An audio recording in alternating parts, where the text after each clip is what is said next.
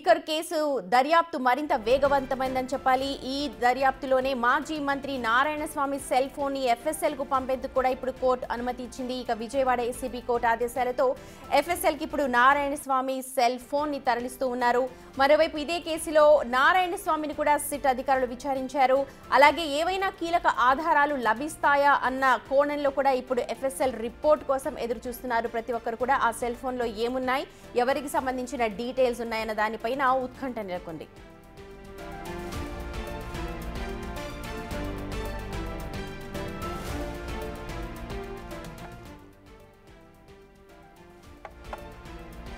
ఈ నెల 18 వరకు ఏసీబీ కోర్టు ప్రస్తుతం రిమాండ్ విధించింది. దాంతో రాజమండ్రి సెంట్రల్ జైలుకు ఇప్పుడు మిథున్ రెడ్డి చేరుకున్నారు. విజయవాడ జిల్లా జైలుకి ఇటు చెవిరెడ్డి భాస్కర్ రెడ్డితో పాటు మిగతా నిందితులను కూడా సిట్ అధికారులు తరలించారు.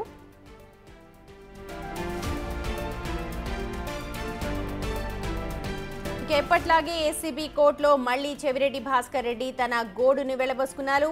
లిక్కర్ స్కామ్ తో తనకు సంబంధం లేదు అంటూ వాపోయారు. మద్యానికి బానిసై తన తండ్రే చనిపోయారని, ఇది చూసి భరించలేకే తన తల్లి కూడా ఆత్మహత్య చేసుకుందని కన్నీటి పర్యంతమయ్యారు. మద్యానికి తన తమ్ముడు కూడా బలైపోయారని చెప్పారు. అప్పటి నుంచే తనకు లిక్కర్ పై ద్వేషం పెరిగిందని, ఇప్పుడు ఇదే కేసులో అరెస్టు చేయడం ఎంతవరకు సమంజసం అంటూ ప్రశ్నిస్తూ ఉన్నారు. 13 ఏళ్లుగా వేద పాఠశాల నడుపుతున్నట్టు కోర్టుకు తెలిపిన చెవిరెడ్డి భాస్కర్ రెడ్డి ఏ తప్పు చేయకుండా శిక్షను అనుభవిస్తున్నాను అంటూ తీవ్ర ఆవేదన వ్యక్తం చేసినట్టుగా తెలుస్తోంది. అరెస్ట్ చేయడం న్యాయం కాదని, దేవుడు ఉన్నాడు అనంటూ ధర్మాసనంలో చాలా కీలక వ్యాఖ్యలు చేశారు చెవిరెడ్డి.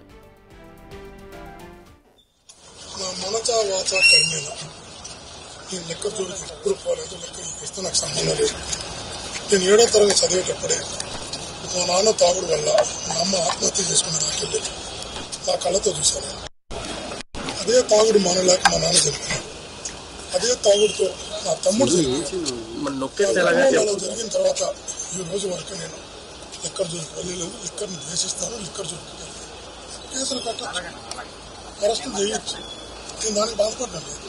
నేను చిన్నప్పటి నుంచి ఏదైతే ద్వేషించానో అందులో అరెస్ట్ చేయడం బాధ చేస్తుంది.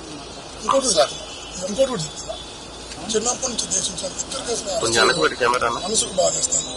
నేను ఒక వేద 13 ఏళ్లుగా నడుపుతున్నా. 160 మంది పిల్లలు చదువుతున్నారు.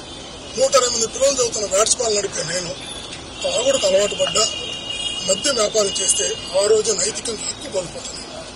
ఆ రోజు నైతికంగా హక్కు కోల్పోతాను. గర్వం కదా. ఈరోజు నేను ప్రతి మనిషి బతకాలంటే బ్రతుకుతురు, ప్రతి మనిషి బతకాలంటే వ్యాపారం ఉద్యోగం చేయాలి. నేను ఉద్యోగం వ్యాపారం చేయాలి. నేను వ్యాపారం చేసుకుంటుంటాను.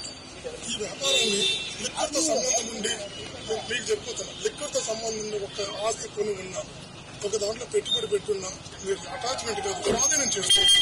నాకు అభ్యంతరం లేదు. కానీ లిక్కర్తో సంబంధం లేకుండా మా బ్రతుకులు కడుపుని కుడుతున్నారు. సంబంధం లేని లిక్కర్తో సంబంధం నా బ్రతుకులు కుడుతున్నారు. ఇది మనసుకు బాధేస్తారు సార్. కానీ దేవుడు ఉన్నాడు. అల్టిమేట్ గా గాడ్ ఈస్ గ్రేట్. అల్టిమేట్ గా నేచర్ ఈస్ సుప్రీం. నేను నమ్ముతా, నేను మనస్ఫూర్తిగా నమ్ముతా. నేను ఈరోజు ఏ తప్పు చేయకుండా ఈరోజు శిక్ష అనుభవిస్తున్నా. నా మనసా వాచా కర్మే